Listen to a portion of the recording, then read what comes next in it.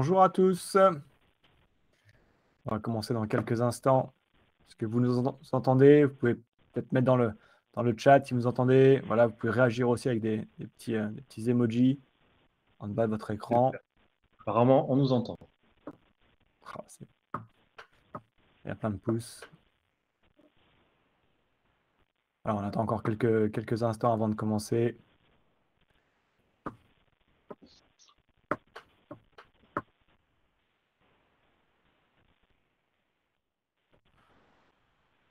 Il y a plein de gens qui me disent bonjour. On reconnaît certains noms.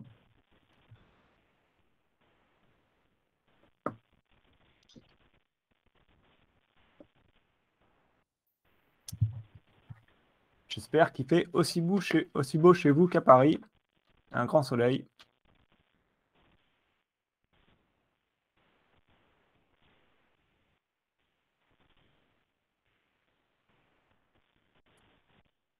C'est pas beau, Janine?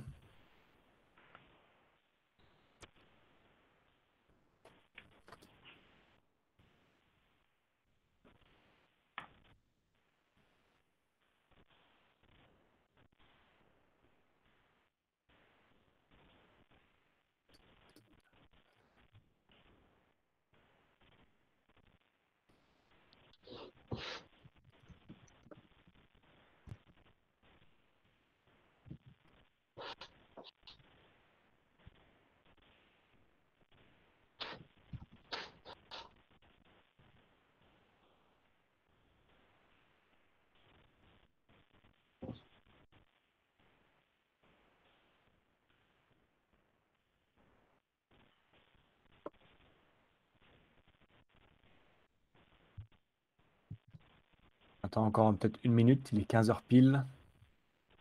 Et après, on commence.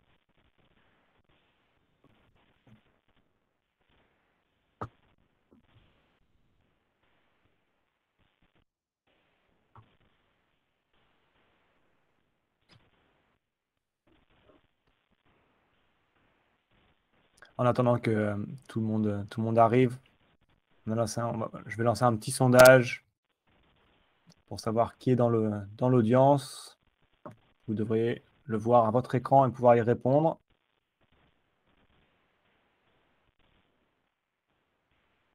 La question étant dans quelle catégorie d'établissement êtes-vous?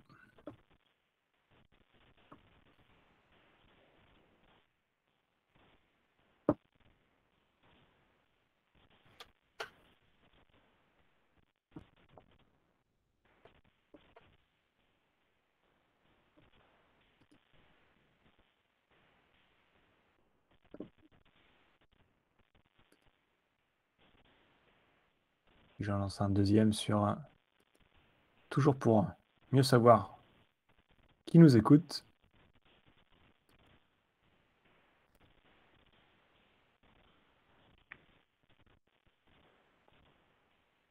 C'est pas grave, Anne. Anne qui nous parle de l'UMI à Lille ne rentre pas dans le sondage. On faudra qu'on améliore ça pour la prochaine fois.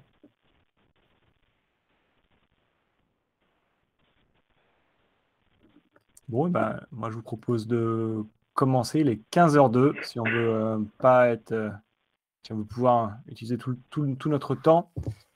Bonjour à tous, bienvenue dans ce webinaire sur la cybersécurité dans l'hôtellerie. On va parler des risques, des bonnes pratiques et aussi des solutions. On va essayer d'être le plus concret possible sur ce sujet. Tout au long du webinaire, vous pouvez nous poser des questions en utilisant le petit bouton en forme de point d'interrogation dans la barre en bas de votre écran. Vous pouvez aussi réagir avec les smileys qui sont, donc c'est l'icône en forme de smiley. Et à la fin, si on a du temps, pourquoi pas même vous donner la parole s'il nous reste un petit peu de temps à la fin. Je suis accompagné aujourd'hui de Guylain Denicel, qui est rédacteur en chef Tendance Hôtellerie. Vous connaissez. Jean-Christophe Béard, directeur général chez IPFix. Et Lionel Tressens, le cofondateur et CTO chez Landjup. Je vais dire bonjour de Lionel, Guylain et Jean-Christophe, que tout le monde vous entende. Bonjour. Est-ce que vous voulez peut-être vous présenter rapidement les uns après les autres? Comment ça? Alors, Guilain Denicelle, tendance hôtellerie depuis une dizaine d'années. J'ai commencé dans l'hôtellerie en 87. J'ai travaillé en opérationnel, dans la technologie où j'ai été chez Top 6. J'ai été un des associés d'Avel Pro. J'ai travaillé chez Reservit, en CDOTA. Je fais du conseil depuis 20 ans, donc j'accompagne les entreprises dans leur digitalisation. Et j'ai fait partie de plein de groupes de travail sur la technologie, sur les avis clients, sur la réputation. Et je suis un homme du logiciel libre. Merci. Merci Guilain. Lionel, et en même temps, il faut que tu expliques qu'il y a une question, ce que c'est que CTO. On ne t'entend pas, Lionel. Oui, effectivement, là on m'entend.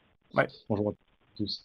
CTO, voilà un premier anglicisme peut-être, on va essayer de les éviter au maximum aujourd'hui, mais c'est Chief Technical Officer, donc on va dire directeur technique, voilà. Directeur technique chez Landjob. J'ai donc cofondé cette société avec Mathieu, que certains d'entre vous, que la majorité, je vais dire, parce qu'il est connu comme le loup blanc maintenant, connaissent il y a 11 ans. Et je gère la vie technique de Landjob tous les jours avec l'équipe qui est ici avec moi à Toulouse. On est basé dans le sud de la France. Et Jean-Christophe? Bonjour, écoutez, moi j'ai 10 ans de PMS derrière moi, j'ai travaillé pour Medialog, j'étais responsable du développement pendant 10 ans, et puis maintenant depuis 2007 c'est l'aventure IPFix où on gère depuis plus de 15 ans les réseaux informatiques des hôteliers sur la partie téléphonie sur IP, Wi-Fi et Chromecast maintenant. Donc on a une petite expérience sur le domaine et les attaques. Merci Jean-Christophe. Donc, bonjour à ceux qui nous ont rejoints en même temps qu'on se présentait.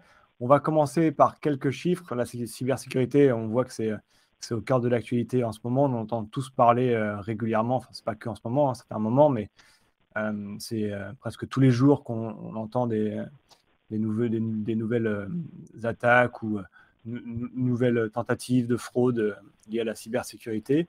Quelques chiffres quand même. Il faut 195 jours en moyenne pour qu'un hôtel détecte qu'il a eu une intrusion sur son réseau. 195 jours, hein, c'est énorme, hein, c'est presque plus d'un an et demi. L'hôtellerie, c'est le troisième secteur le plus ciblé par les attaques. Donc, c'est ça dans les grands médias, c'est toujours, on entend beaucoup parler des hôpitaux, et il faut toujours qu'il y ait quelque chose de très important qui arrive pour qu'on entende parler aux infos, mais en fait, l'hôtellerie est très ciblée également.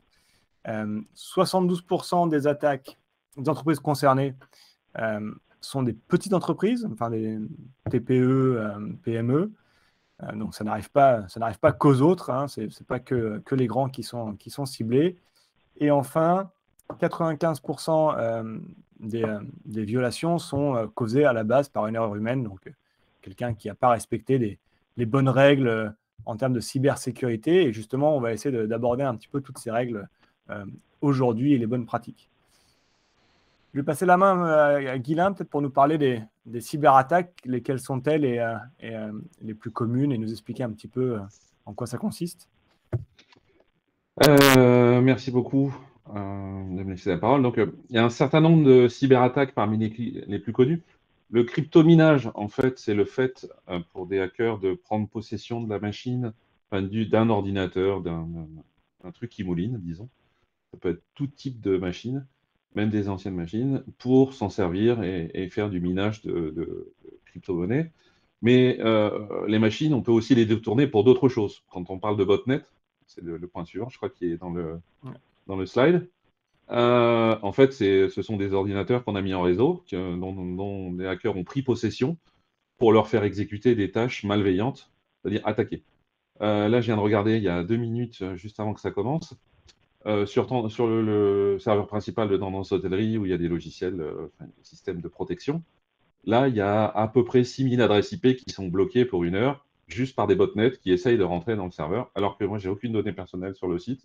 Il n'y a que du contenu, du texte et des photos. Il n'y a pas de nom, il n'y a pas d'email, il n'y a rien du tout. Mais il y a quand même des attaques pour essayer de rentrer dans le système. C'est pareil sur tous les systèmes, que ce soit à l'hôtel, que ce soit des lounge jobs, que ce soit n'importe qui, tout le monde y passe.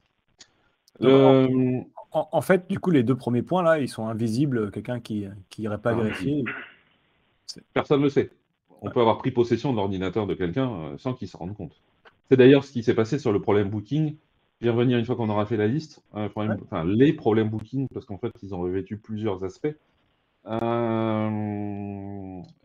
le ransomware, tout le monde en a entendu parler là, quand les hôpitaux ont été rançonnés. On leur demandait de payer de l'argent pour pouvoir accéder à leurs données. Ça a obligé les médecins, les infirmières et tout le monde à repasser au papier et au crayon. Ça a permis aux hackers d'accéder aux données personnelles des patients. Donc, les données personnelles des patients, c'est savoir qui a quoi, le numéro de sécu, éventuellement des données de paiement, les coordonnées vraiment complètes, des données de santé qui peuvent valoir de l'argent suivant la maladie. Ça concerne tout type d'entreprise. Les ransomware, il y en a partout. Plein de gens plein d'entreprises se sont fait rançonner dès que les voleurs pensent qu'il y a une valeur à racketter. C'est une forme de racket, c'est tout. Il n'y a pas d'autre terme. C'est du racket. Bon, en quelques mots, hein, vous ne pouvez plus accéder à rien, sauf à raison de payer la rançon, quoi. Exactement. Donc, on n'est même pas sûr qu'une fois la rançon payée, finalement, on accède à nouveau à quelque chose. Hein. Ces gens-là ne sont pas très très honnêtes. C'est pas sûr que le retour à la normale se fasse dans tous les cas. Non. D'ailleurs, il est intéressant de rebondir là-dessus pour expliquer que les gens qui utilisent des logiciels, des rançongiciels, en fait, aujourd'hui, c'est le monde des vilains est organisé dans le monde des gentils, avec des franchises, avec des gens qui prennent des pourcentages, comme Accor prend un pourcentage sur le chiffre d'affaires, et ben, le mec qui a créé le logiciel prend un pourcentage sur le chiffre d'affaires réalisé par les petites mains qui vont rançonner quelqu'un. C'est vraiment organisé de la même manière que l'économie normale, sauf que c'est pour que les vilains prennent de l'argent. Le phishing, vous en avez tous entendu parler, vous en avez tous les jours dans vos boîtes aux lettres. Enfin, c'est impossible que vous n'en ayez pas. C'est un email, ça peut être d'autres formes, ça peut être aussi du SMS ou d'autres types de messages, mais vous recevez un message qui vous dit il faut cliquer là, et puis paf, on vous envoie, on essaie de récupérer vos données, on essaie de prendre le contrôle de votre machine. Ça sert à ça, hameçonner un pigeon pour essayer de lui faire quelque chose, lui faire donner des informations ou de prendre possession de sa machine.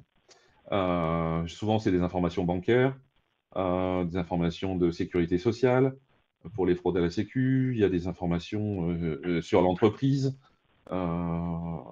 Et il y a beaucoup d'entreprises qui ont subi des dommages où le problème est arrivé à cause du phishing. Parce que quelqu'un a cliqué sur un mauvais lien. Le ransomware, typiquement, arrive par du phishing. Parce qu'un salarié, quelque part, a cliqué sur le mauvais lien. Il n'a pas fait attention. Donc, il y a quelques petites choses à regarder quand on sort. Ne jamais ouvrir les liens quand on ne connaît pas les gens. Et tout ça, on va en parler après. Il y a des vrais spécialistes, là. Jean-Christophe qui va nous expliquer tout ça. Et puis le malware, le cheval de Troie.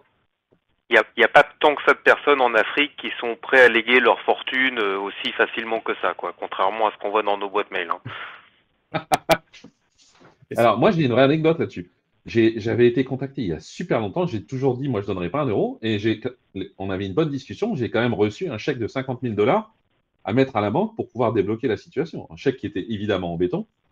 Mon banquier m'avait dit, tu bouges pas une oreille tant que je t'ai pas donné la validation de l'argent. Et effectivement, ça a été jusqu'au chèque qui est arrivé quand même. Hein. Un chèque de 50 000 $. C'était, je sais pas, il y a un peu plus de 15 ans. Donc, ils peuvent aller loin quand même, hein, ces braves vilains. Le cheval de Troie, tout le monde connaît l'histoire du cheval de Troie. C'est exactement ce qui peut arriver sur un ordinateur. On vous envoie quelque chose d'anodin, et puis derrière, il y a un autre logiciel qui va s'exécuter. C'est ce qui s'est passé justement avec les différentes formes d'attaque booking qu'il y a eu récemment. On a parlé pas mal la fin décembre d'hôtels qui avaient reçu un appel téléphonique d'un petit vieux qui disait on m'a payé un séjour chez vous, mais j'arrive pas à être sûr que ce que j'ai trouvé sur Google Maps c'était la bonne adresse. Donc il papotait, il baratinait le ou la réceptionniste, et puis il envoyait un lien. Et quand on cliquait sur le lien, en fait, ça faisait ouvrir un exécutable, donc un logiciel. Donc là, le truc à ne jamais faire, c'était cliquer sur le logiciel. Il y a des réceptionnistes qui se sont fait avoir, qui l'ont fait. Et à partir de là, le malfaisant a pris possession de l'ordinateur, mais pas tout de suite. Il a laissé le réceptionniste faire son boulot. Il a pris possession de l'ordinateur à des heures plus calmes. Donc c'est quand même des gens qui connaissent bien le système, qui connaissaient bien Booking, qui connaissaient bien l'hôtellerie, les heures plus calmes, les heures plus chaudes.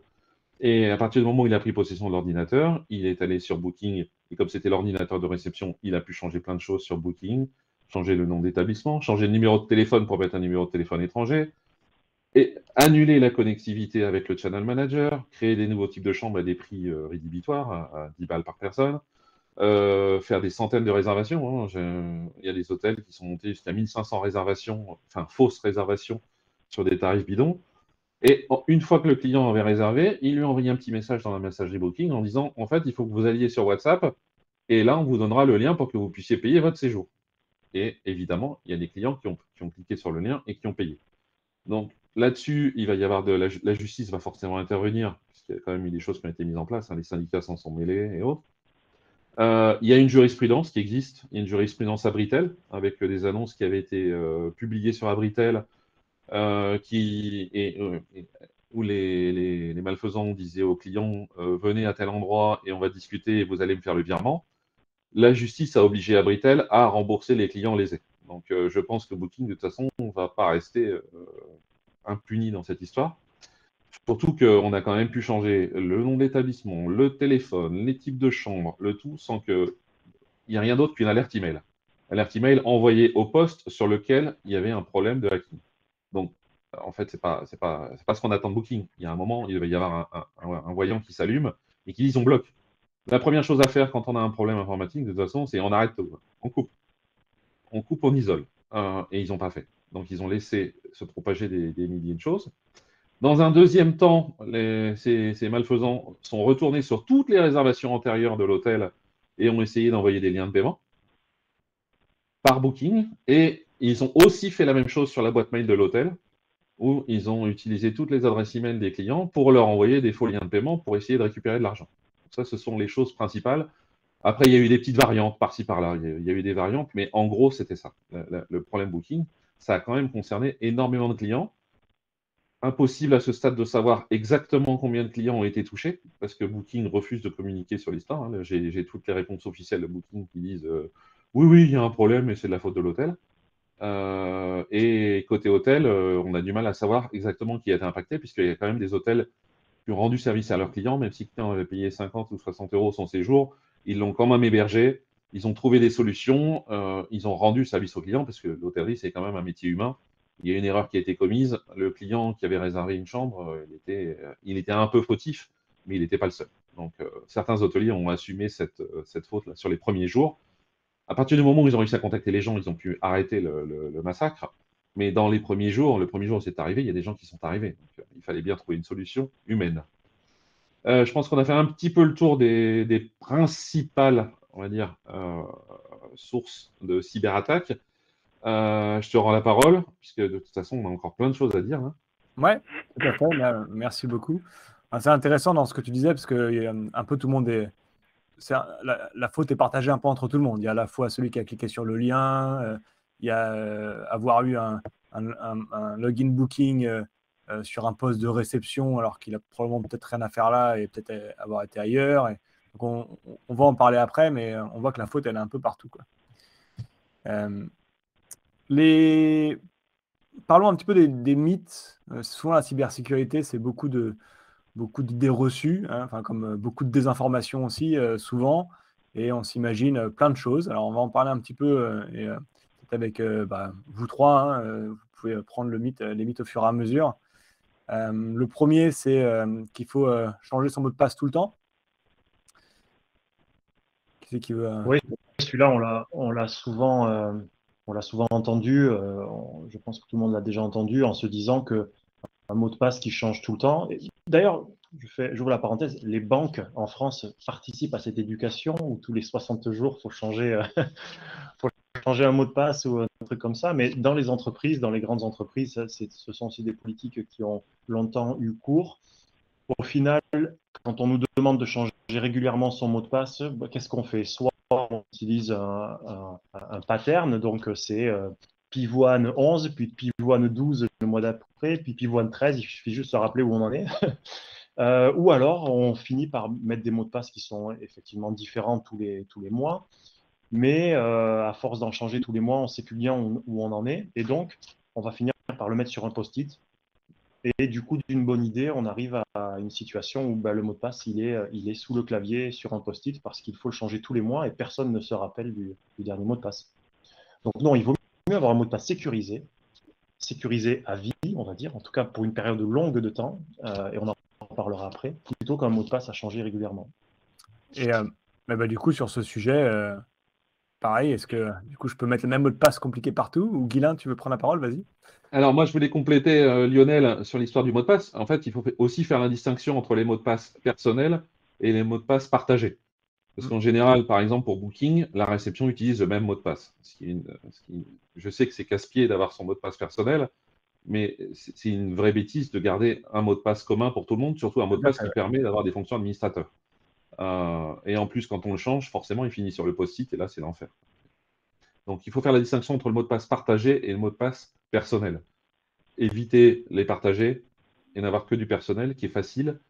Un salarié s'en va, on lui supprime son mot de passe, c'est super facile. On n'est pas obligé de changer la terre entière quand un salarié s'en va. On peut le faire de manière relativement instantanée. J'ai fini pour ma petite partie sur le mot de passe.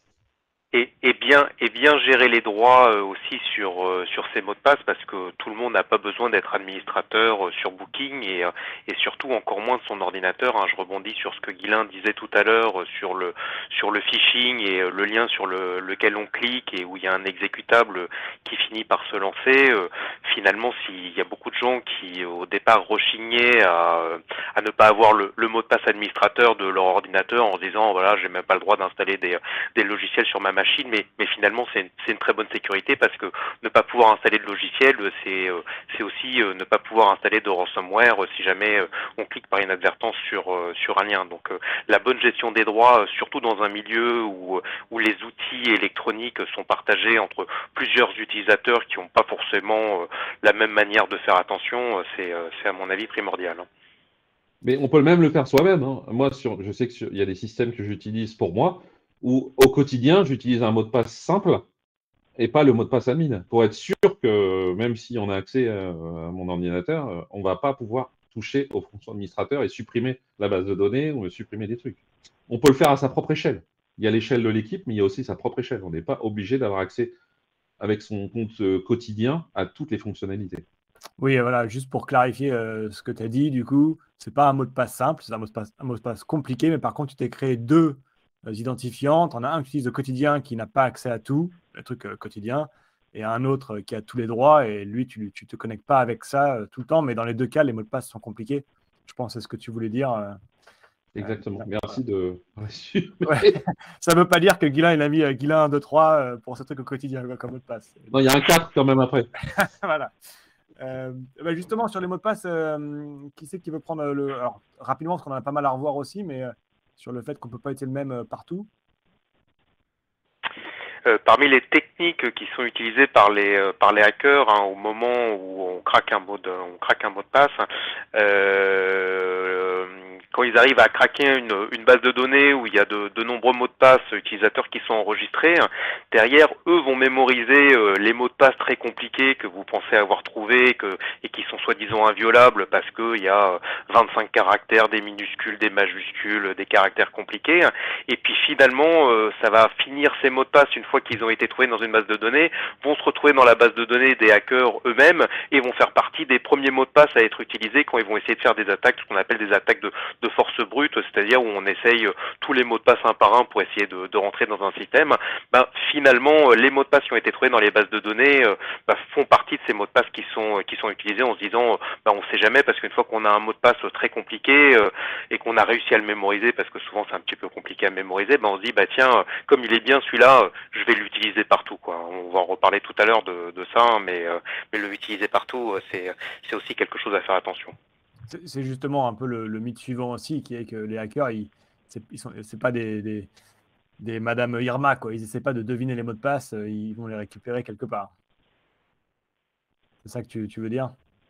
C'est ça que je veux dire, hein. C'est vrai qu'on en parlait pendant la préparation du webinaire, hein, mais souvent dans les films, on voit les gens qui essayent de craquer les mots de passe et puis ils sont devant l'ordinateur et puis à un moment donné, il y a le spécialiste qui arrive, il réfléchit très fort, il est devant la case de login et de mot de passe et parce qu'il est spécialiste, il arrive à trouver le bon mot de passe en 10 secondes. C'est évidemment pas comme ça que ça se passe, hein. Un mot de passe, ça se trouve pas en 10 secondes, même si on est très fort en informatique. C'est parce que on connaît les gens, parce que les gens ont peut-être eu la facilité d'utiliser la date de naissance de leurs enfants, la date de leur mariage, ce genre de choses, et c'est comme ça qu'on trouve, les mots de passe, et il n'y a pas de gens qui trouvent un mot de passe à 20 caractères en 5 secondes, c'est pas la réalité, hein.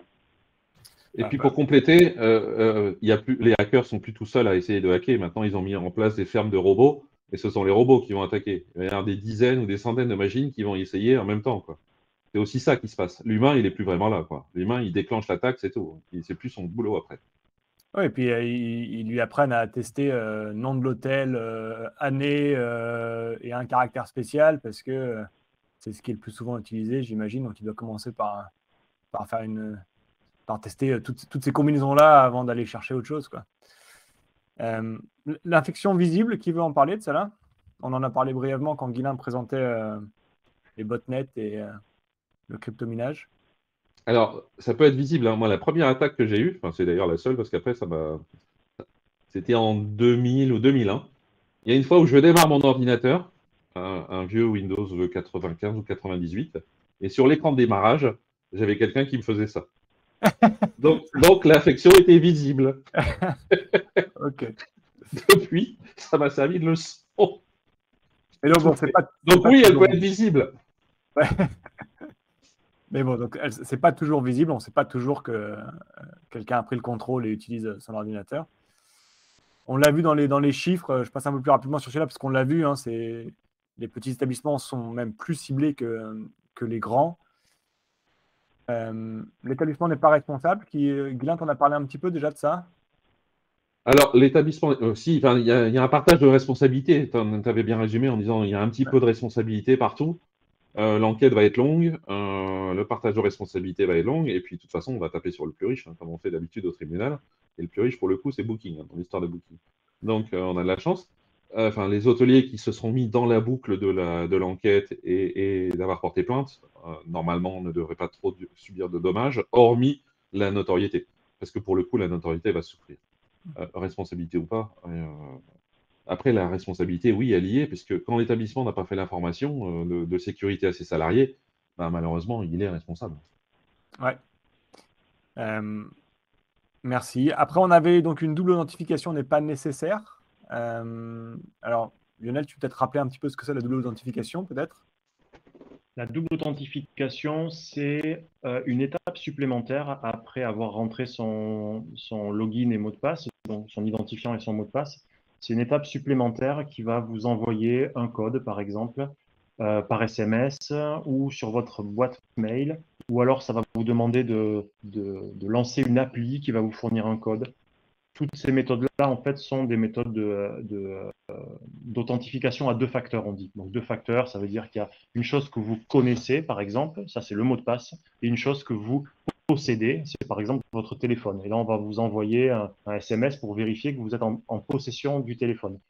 Et ces choses-là sont très intéressantes parce que là, on multiplie, on augmente de manière exponentielle la difficulté pour le hacker à réussir à faire la prise en main de votre machine. La difficulté d'obtenir un mot de passe, quand il est bien sécurisé, elle est énorme.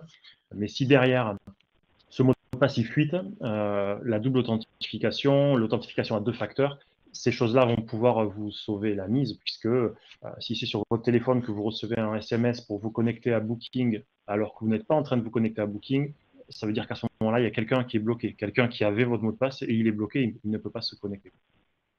Alors, donc dès que c'est possible, moi je pense qu'il faut utiliser ces choses-là. Ça peut sembler une barrière, évidemment, c'est toujours une étape de plus, on a envie d'aller toujours très vite dans sa journée de travail. Mais voilà, on gagne petit en fait finalement à vouloir ne pas utiliser les éléments de sécurité qui nous sont proposés. Alors Lionel, je voudrais rebondir sur ce que tu as dit. Il y a un certain nombre de sites sur lesquels il y a la double authentification et il y en a une petite case à cocher où c'est marqué considérer que c'est un ordinateur de confiance. Et c'est justement la bêtise à ne pas faire. Le cas Booking est typique. Si on n'avait pas coché la case c'est un ordinateur de confiance, on aurait exigé la double authentification pour se reconnecter. Et ça aurait réglé le problème. Donc c'est Sur casse-pied. La double l'ordinateur, effectivement, authentification, l'ordinateur qui est en partage au front Oui. desk, effectivement, on peut considérer que ce n'est pas un ordinateur de confiance. Trop de monde y a accès, des gens différents, à des heures différentes. Effectivement. Alors attention, moi, et je pense qu'on en a tous des exemples, mais la double authentification, ça ne protège pas tout, hein. Les hackers sont assez malins pour appeler, se faire passer pour quelqu'un d'autre et obtenir de la part du réceptionniste le code qui va bien pour se connecter. Enfin, moi, j'ai l'exemple dans mon entourage sur la banque. Ils ont un petit peu d'ingénierie sociale et ils ont réussi à faire croire à la personne en face, il faut me donner le code qu'il y a sur votre téléphone que vous allez recevoir par SMS. Donc, ça protège pas de tout, mais c'est une barrière supplémentaire et on verra que tout est sujet à être un peu plus résistant que les autres. Un antivirus est suffisant. Bon, je pense qu'on peut passer sur celui-là, hein. Clairement, non, c'est pas suffisant. Il faut un peu de tout. Il faut un peu de bon sens, d'éducation, de sensibilisation. Et il ne suffit pas d'ouvrir les pièces jointes des emails. Qui veut Jean-Christophe, peut-être C'est ce qu'on disait depuis le début, hein, c'est un petit peu de tout, hein, il faut ouvrir les pièces jointes, ça effectivement ça suffit pas parce que comme on l'a dit très justement tout à l'heure, l'ingénierie sociale permet aussi de contourner beaucoup de choses, mais bon, je pense que déjà faut pas non plus se dire que tout est corrompu et que les choses sont très compliquées, hein, mais le simple fait d'avoir son ordinateur à jour, d'avoir un antivirus, de ne pas cliquer sur les pièces jointes, finalement toutes ces petites choses mises bout à bout, la double authentification comme on en parlait, finalement ça rend les choses plus compliquées. On en parlait un petit peu en préambule avant le début du webinaire, hein. Souvent le hacking, hein, c'est aussi une question de difficulté. C'est un peu comme les cambriolages, hein. La porte qui est un peu plus blindée que les autres, et finalement on passe à la suivante et on a plutôt envie d'ouvrir la porte qui est plus facile à ouvrir. Le hacking, bien souvent c'est comme ça, quoi, hein. Donc c'est pas la peine de mettre une porte blindée devant son ordinateur, mais bon, avoir les bons réflexes, souvent ça limite bien des dégâts, quoi. Aujourd'hui d'ailleurs, c'est de là d'où vient l'anglicisme, je crois, phishing, mais le principe des hackers, hein, c'est qu'ils font comme des pêcheurs, hein. Ils tentent sur beaucoup de monde et puis ils voient où est-ce que ça mord et après ils rentrent là où ça a mordu. Exactement. Parlant taux de conversion comme dans les vrais business. Exactement, ouais. Et, donc, si on veut justement les ralentir un petit peu, il faut des mots de passe forts. Et Lionel, tu veux peut-être parler un petit peu de ce graphique rapidement?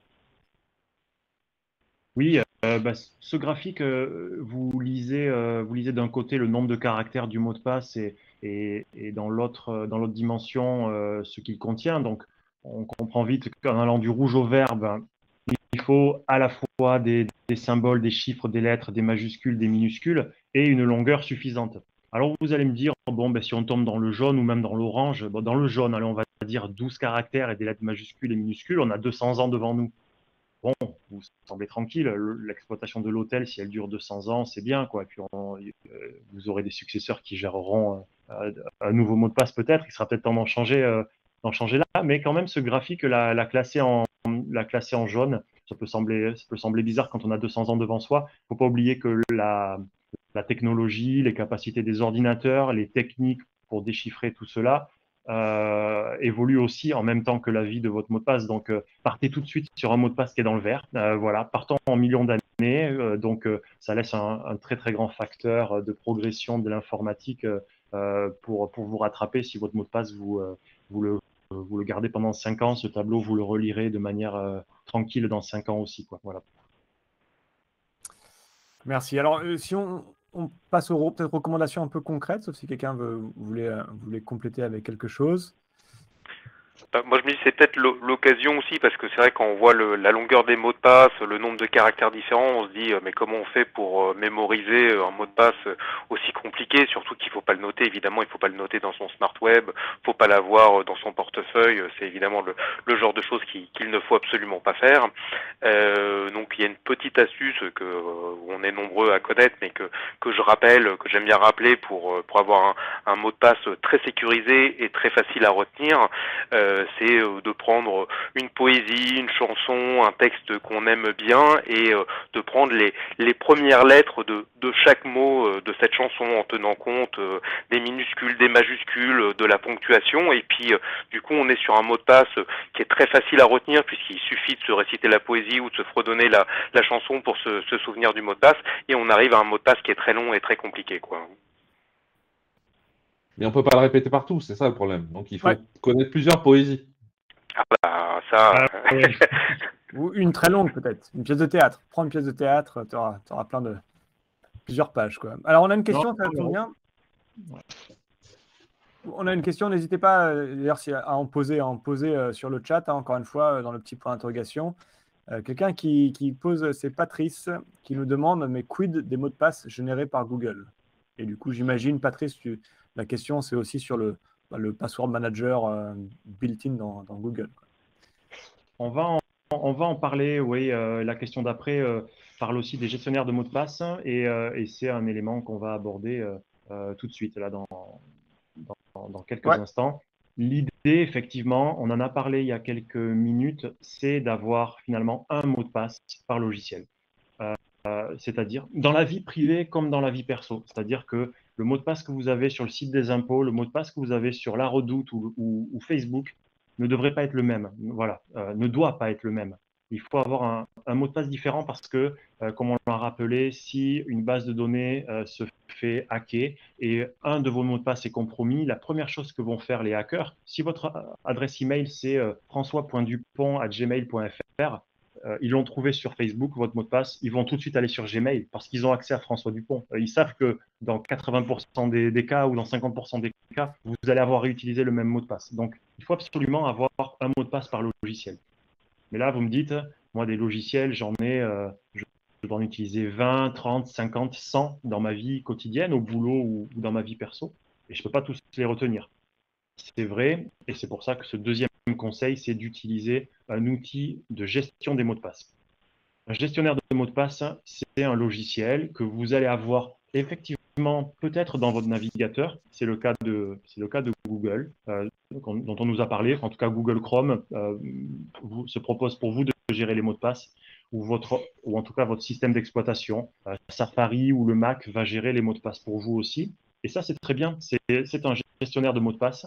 Le principe d'un gestionnaire de mots de passe, pour ceux qui ne connaissent pas, c'est un logiciel. Il va retenir pour vous les mots de passe très compliqués, ceux qui s'allument en vert dans le tableau qu'on a vu avant. Il va générer des mots de passe très compliqués. Il va les retenir pour vous. Il va même les rentrer pour vous. Donc, quand vous allez arriver sur le site de de Gmail, si vous allez lire vos mails, par exemple, sur Gmail, il va être capable de le remplir pour vous. Et donc, vous n'avez même pas à le retenir, ce mot de passe. Il va aussi les générer pour vous, donc il va faire des choses très compliquées. Et à la fin, vous, finalement, vous n'avez plus qu'à sécuriser un seul élément, c'est ce mot de passe qui vous permet d'accéder à Google, à votre navigateur, pardon. Ce mot de passe, en fait, ça va être le mot de passe éventuellement de votre session pour vous connecter à Windows.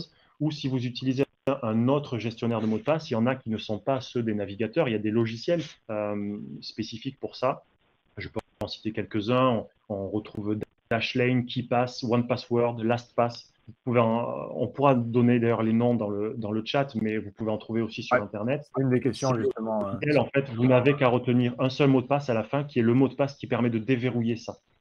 En exemple personnel, mais j'en reparlerai à la fin, chez LaunchUp, ici, on utilise Dashlane, qui est un outil de gestion des mots de passe, et on demande à l'équipe de ne pas connaître leur mot de passe sur tous les services. On leur demande de connaître un seul mot de passe, qui est celui qui leur permet de déverrouiller Dashlane, et ce mot de passe, il ne sert jamais online.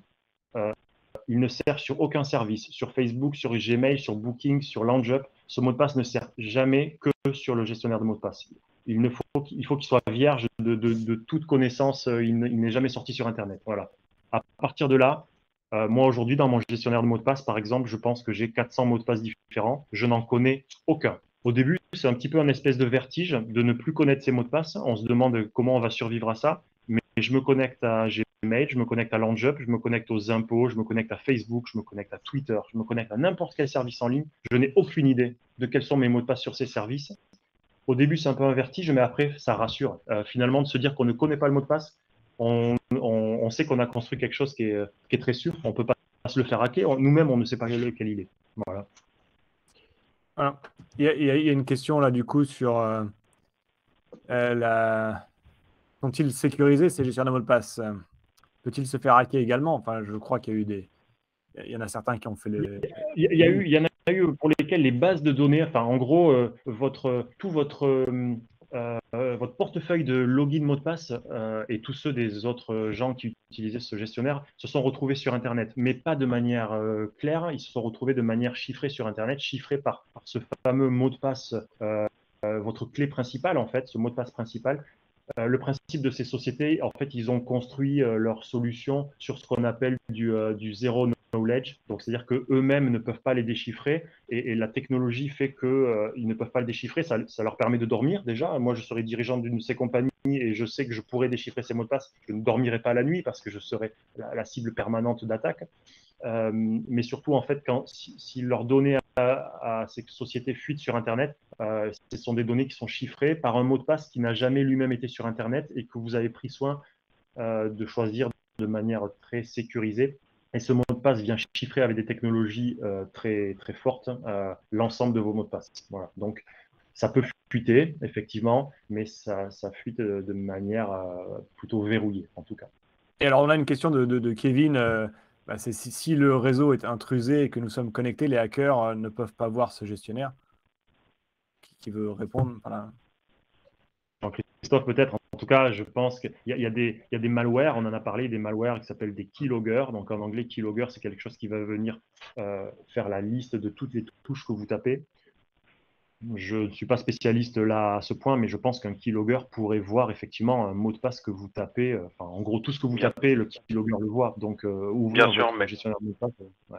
Jean-Christophe, ouais. Mais là, du coup, effectivement, on revient sur ce qu'on a déjà dit un petit peu tout à l'heure, où pour pouvoir faire ce genre de choses, il faut avoir réussi à prendre la main sur la machine, hein, donc nécessité dans un environnement partagé de ne pas utiliser un user qui est administrateur de la machine, de avoir son antivirus à jour, d'avoir les mises à jour de son ordinateur qui sont à jour également, de pas cliquer sur les pièces jointes. La plupart du temps, hein, c'est pas tellement. Alors c'est vrai, comme le faisait remarquer Guilain en début de webinaire, hein, Internet, c'est la guerre mondiale. Hein, dès qu'il y a une adresse, une connexion Internet qui commence à être active sur le réseau, elle est tout de suite attaquée en masse et on voit des tentatives d'intrusion permanentes parce que comme on le disait, c'est des robots qui font ces tentatives et qui essayent en masse de trouver des portes d'entrée. Hein.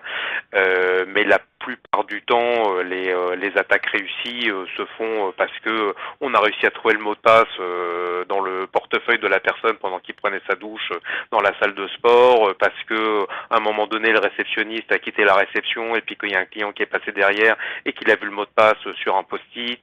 Donc c'est plutôt sur ces erreurs-là en fait qui sont quand même, à mon sens, assez faciles à corriger que se font la majorité des intrusions les plus graves, quoi. Les postes non verrouillés, on voit plein de gens qui ne verrouillent pas leurs postes. Dans les bonnes habitudes, voilà, ouais, je voulais en parler, effectivement. Ouais. Dans les bonnes habitudes, en fait, on verrouille son poste quand on le quitte, même si on pense qu'on va chercher l'impression qui s'est faite à 2 bureaux de là. On est sur un poste, on le quitte. C'est vraiment des réflexes après qu'on a et qui sont bons à long terme. Ça peut sembler bizarre hein, pour aller chercher une impression, mais on le fait. Comme ça, on sait que quand on ira, ça ne prendra plus longtemps, un quart d'heure, on l'aura fait aussi, on ne peut pas l'oublier. Se déconnecter aussi, si on utilise un outil et qu'on ne va pas avoir à l'utiliser dans les 5 minutes, on se déconnecte. Le gestionnaire de mot de passe va remplir le mot de passe pour nous, c'est très facile de se reconnecter, c'est très rapide. Et ensuite, ça peut être des choses comme, il peut y avoir des gens qui sont malveillants, et on l'a dit, qui peuvent être physiquement à côté de vous aussi. dans l'hôtel, on est dans un lieu de service, mais un client qui vous dirait, qui vous tendrait son téléphone et un câble USB en disant est-ce que je peux, s'il vous plaît, me recharger un instant sur votre portable et qui est là à la réception. Non, on n'accepte pas en fait. Il faut considérer que l'ordinateur qu'on utilise pour le travail, en fait, il doit recevoir une forme d'inviolabilité. Donc, on y fait attention même lorsqu'on est. C'est souvent sur des sujets comme ça où on veut faire plaisir. Les email booking en sont l'exemple. On voulait faire plaisir aux gens et on a cliqué sur des liens pour les aider à localiser l'hôtel. Je passe un petit peu plus vite sur les points là parce que le temps avance. C'est ce que je vais dire. Donc, former régulièrement les équipes, c'est aussi leur. En fait, ce qui est la plus grande faiblesse, finalement, en tout cas une des grandes faiblesses, ça sera toujours l'humain et la routine, les habitudes, le fait de vouloir se connecter rapidement, de mettre un mot de passe qu'on va avoir une grande facilité à échanger avec tout le monde parce qu'on pense avoir des raccourcis de productivité là-dessus. Un petit peu comme lorsqu'on prend la voiture et on nous a toujours dit que la ceinture, on la met dès qu'on quitte le garage. Pourquoi? Parce que c'est sur les chemins que l'on prend tous les jours que se passent les accidents, en fait. Et pareil, en cybersécurité, c'est sur les gestes du quotidien que l'on va relâcher le plus l'attention. Donc, il faut former les équipes, leur dire que ce n'est pas une contrainte de devoir se reconnecter, ce n'est pas une contrainte d'avoir chacun son compte plutôt qu'un compte partagé. Ce sont des petites choses qui construisent la sécurité de tous les jours dans les logiciels de l'hôtel.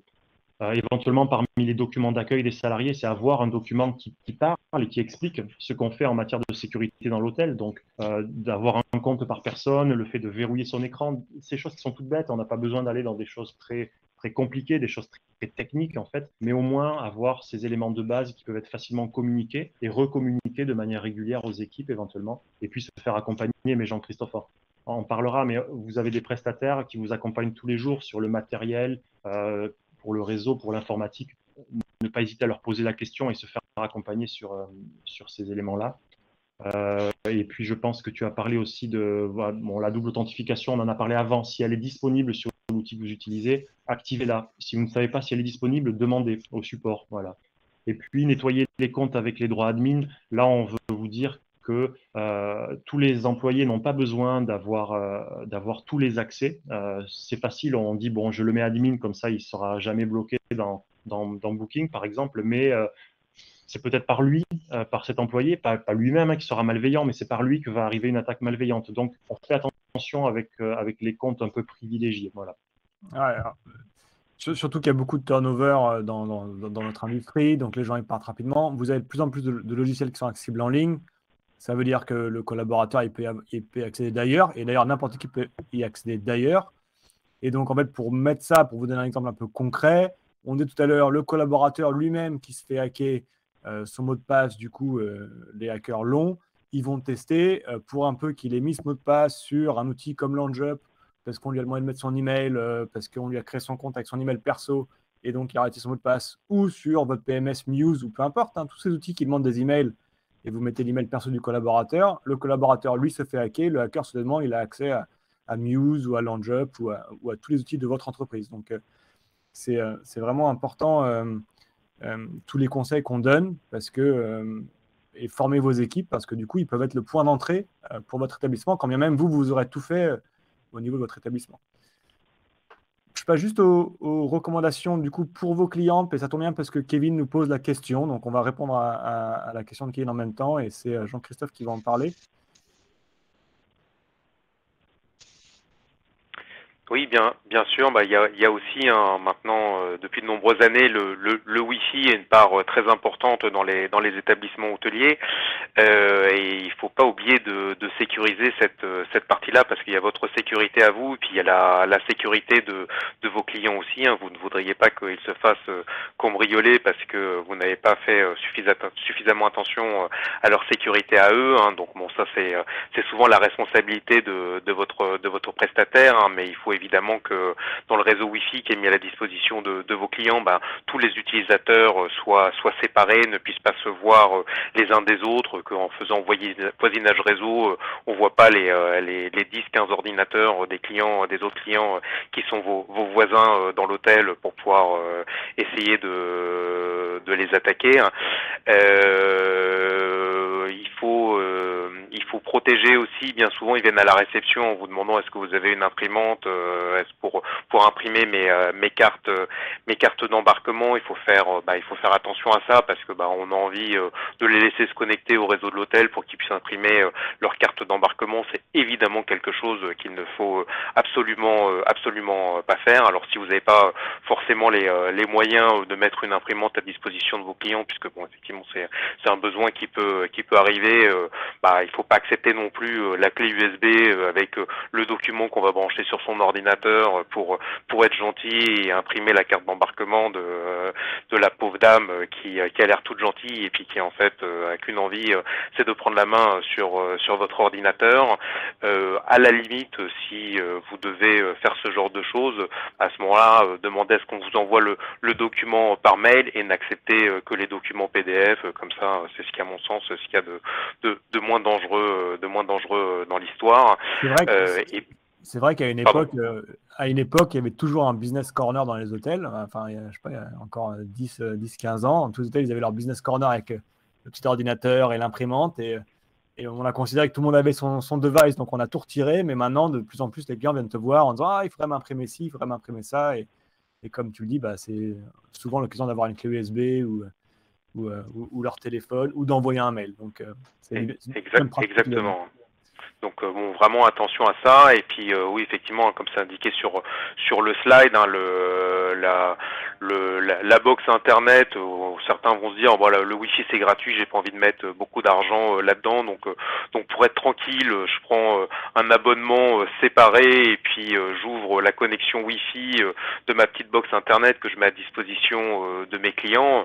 Ça effectivement, il n'y a pas de risque pour le réseau de l'hôtel, mais il y a un risque pour les clients parce qu'ils se retrouvent du coup tous connectés sur la même box et donc potentiellement victimes de l'attaque du voisin et donc vous en tant que fournisseur de service, en tant que fournisseur du service, vous êtes responsable de la sécurité des clients à qui vous proposez ce service. Donc c'est sur vous en cas de problème, c'est sur vous que la responsabilité juridique retomberait. Donc désolé, il faut mettre un petit peu de moyens autour de ça pour sécuriser vos clients et vous sécurisez vous. Ouais. Tu peux nous expliquer, ou toi, ou Lionel, ou Guilain, peu importe, le point là sur le VPN, là, les postes des équipes, là, comment ça s'applique à un hôtel éventuellement? D'abord, qu'est-ce qu'un VPN peut-être et dans quel cas ça peut s'appliquer à un hôtel? Oui, alors un VPN, c'est un réseau privé virtuel qui permet d'établir une relation point à point entre un équipement et un site distant. Ça peut être la bonne manière pour se connecter à un ordinateur distant plutôt que d'ouvrir une porte de sécurité. Là, on est sur quelque chose de très sécurisé où les données et les informations sont cryptées et qui du coup offre un petit peu, on retombe dans cette logique des mots de passe très sécurisés qui permet de sécuriser une connexion. Les voyageurs d'affaires utilisent un VPN en général. Voilà, c'est ce que j'allais dire, Guilain. Peut-être tu peux donner, concrètement pour un hôtelier, dans quel cas est-ce qu'il peut appliquer ça en fait?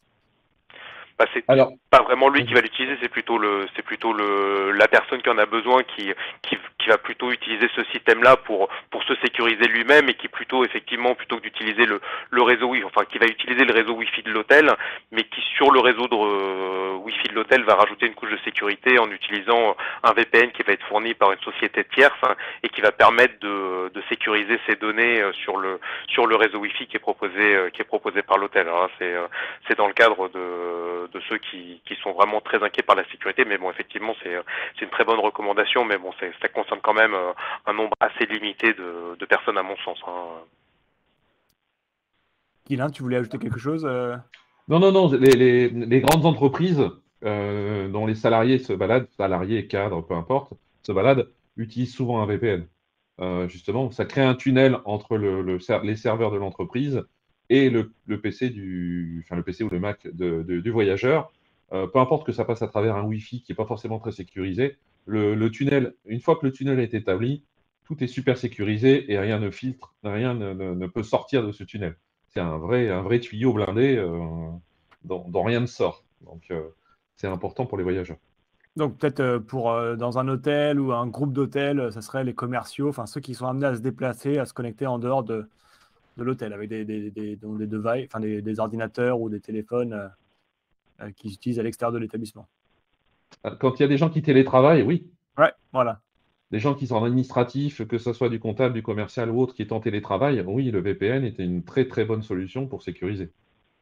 Et alors, tout ça, du coup, enfin, on n'est pas expert, hein, souvent on est hôtelier d'abord, et donc il faut se faire accompagner. Et comment est-ce qu'on sélectionne, Guilain, peut-être tu peux nous expliquer un petit peu quels sont les bons conseils pour trouver le bon prestataire, entre guillemets.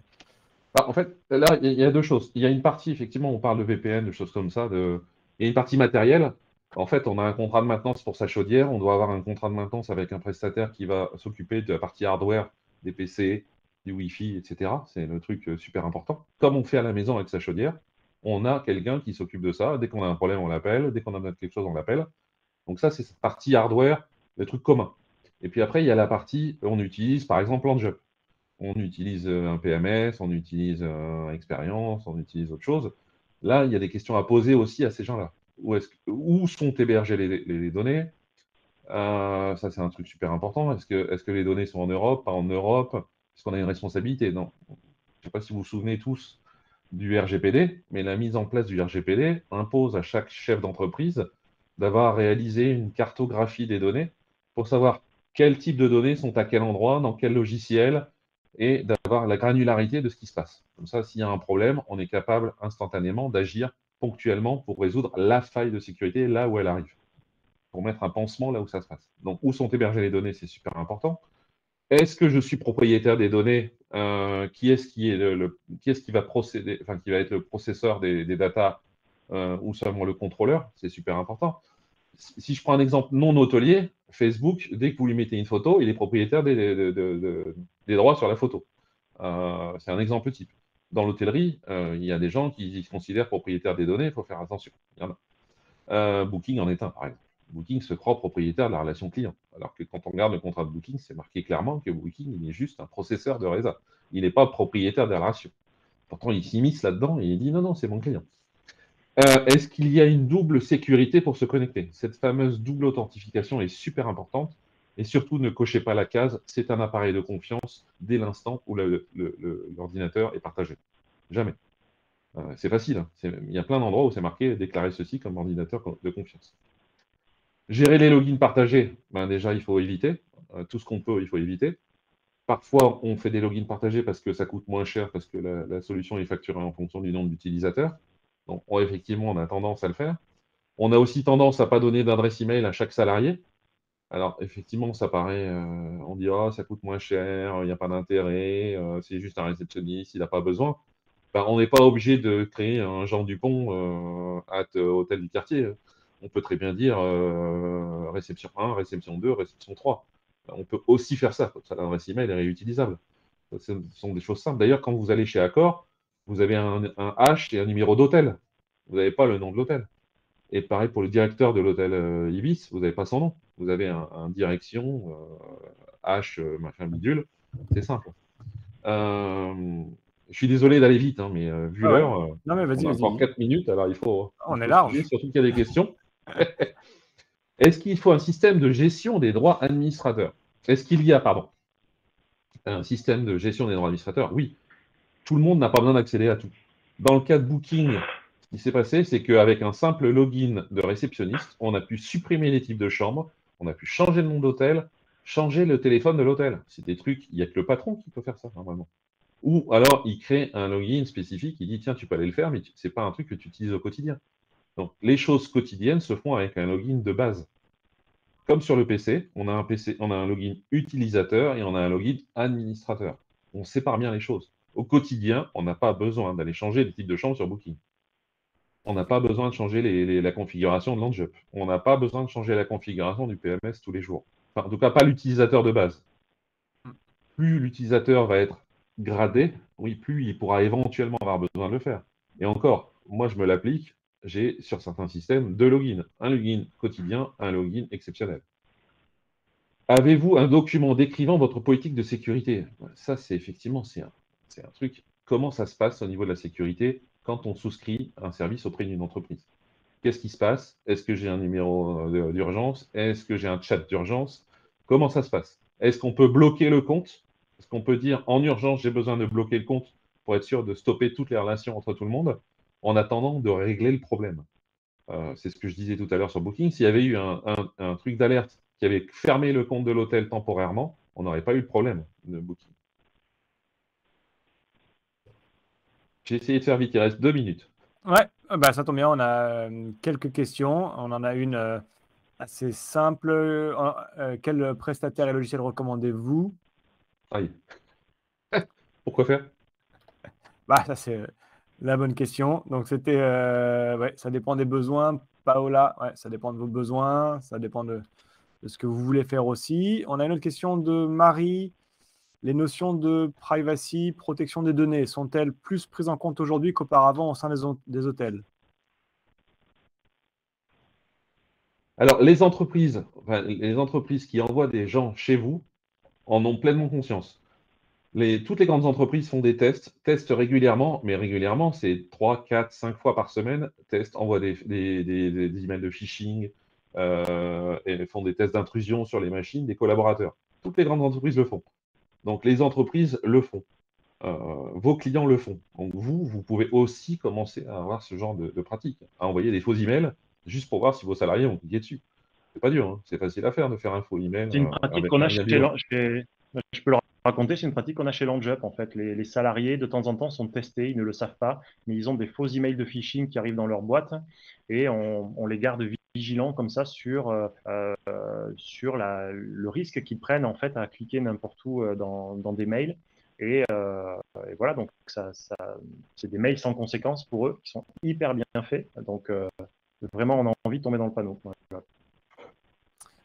Ouais, j'en reviens à ce qu'on disait tout à l'heure. Votre salarié peut être le point d'entrée pour peu qu'il ait utilisé son email perso sur un logiciel tel que LandJob ou autre, parce qu'on lui a demandé, il fallait lui créer un login. Et comme disait Guilain, bah, on n'a pas fait les emails individuels à tout le monde, alors que bah, il faut mieux leur faire des emails pro. Du coup, eux, ils peuvent être le point d'entrée d'un problème chez vous parce qu'ils se sont fait hacker et on les a retrouvés avec leur email perso. Et Lionel, ça tombe bien parce que du coup, on demande en fait qui propose ce type de formation dont tu parles. Ce dont je parle, alors c'est pas tout à fait des MOOC, hein, là, en tout cas moi je parlais là des attaques de phishing et puis des formations, c'est des formations en ligne aussi qui peuvent, en forme de chat, qui peuvent être mises en place. Il y a plusieurs acteurs là-dedans. Mathieu, tu pourrais peut-être les citer en réponse à la question parce que tu as plus les noms en tête, mais celui qu'on utilise nous s'appelle Riot, R-I-O-T, mais il y en a d'autres et Mathieu pourra peut-être répondre sous forme de texte dans la question, dans le chat. Voilà. Je voulais rajouter juste une petite anecdote aussi. Ça peut être fun aussi de faire de la sécurité chez LandJob, par exemple, pour sensibiliser les gens à verrouiller les ordinateurs dès qu'ils les quittent, dès qu'ils s'absentent. On a mis en place, nous, un jeu qu'on appelle le Chocoblast. Donc, moi, si je passe derrière l'ordinateur de quelqu'un qui est allé juste se servir un café, mais qui l'a laissé déverrouiller, je marque dans le chat vers toute la société, je marque les chocolatines, c'est pour moi demain matin. Et voilà, donc il doit payer. Alors ça marche avec les pains au chocolat aussi, la version non sud-ouest de l'histoire. Mais en fait, voilà, donc nous, c'est un petit jeu. Dès qu'on passe sur un ordinateur qui n'est pas verrouillé, bah, c'est celui qui n'a pas verrouillé qui offre le petit déjeuner le lendemain matin. Donc je peux vous assurer que ça verrouille. On ne quitte jamais l'écran sans l'avoir verrouillé. Ce qui nous amène, du coup, il est 4h02, on est presque au bout. Je pense qu'on a répondu à presque toutes les questions. Merci beaucoup de votre participation. Je vous mets à l'écran les différents contacts des intervenants. N'hésitez pas à nous contacter individuellement ou collectivement. J'espère que ce webinaire vous a plu, vous avez trouvé ça intéressant. Merci à Lionel, Guilain et Jean-Christophe aussi pour votre participation. Merci beaucoup de nous avoir écoutés jusqu'au bout. À bientôt. Merci beaucoup. À bientôt. Au revoir.